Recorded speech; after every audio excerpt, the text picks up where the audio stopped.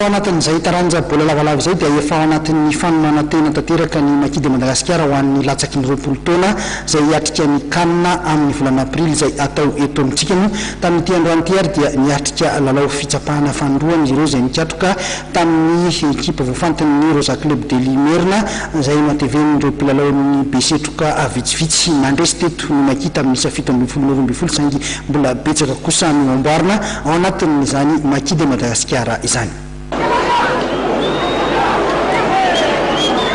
Nitsopaina tamin'ny ekipan'ny Rosa Club de Limerina izay nateven'ny mpilalao an'ny cheminot ny Maki latsaky ny 20 taona lalao izay tafiditra indrindra amin'ny fanomanantena ny Maki izay hiatrika ny fiadinan'ny tompon'antakany Afrika amin'ny stade N1A izay atao eto amintsika ny volana aprily.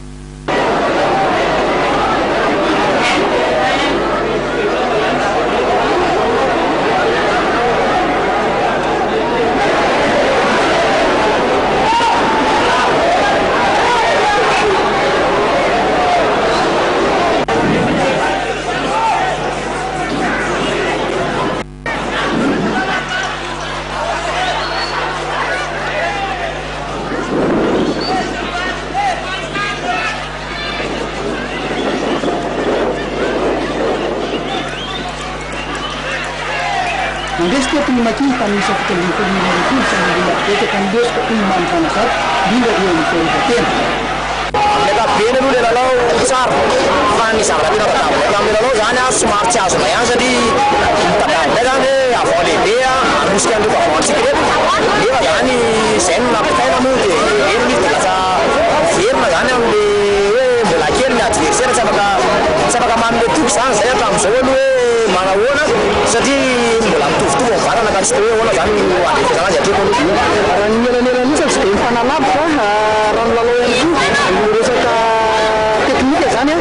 mahatohatra ihany le Rosa manahoana ny fahitana an'izay mba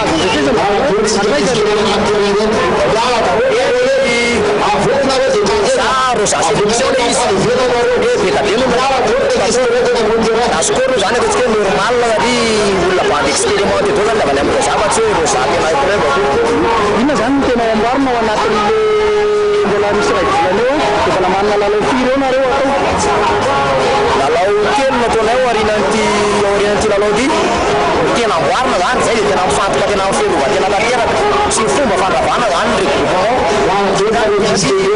mazana zany ny ekipa avy any ivelany kopotony tena ataony dia ny fomba andravana an'izay zany tena ho travaillenay manaraka zany keniana mivisy be ny anao amintsika manahoana ny fahafantaranao an'ireo raha ireo mpilalao tena tananao Keniana mibis Zimbabwe joué amintsika amin'ny ankapobeny joué rehefa mondialiste daholo angamba ireo satria Kenya Zimbabwe zany amin'ny ankapobeny koa ireo zany no mijanona ino atao anatin'ny groupe io nidikan'izany zany mazana izy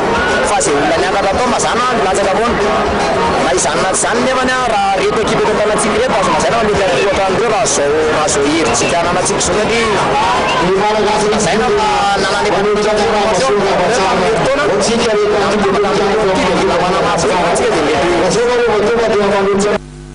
mbola manana lalao tsapa intelo ny Maki mialohan'ny hiatrehana ny kanina amin'ny volana aprily anarenana ny lesoka ambolona tsy masaka tsara.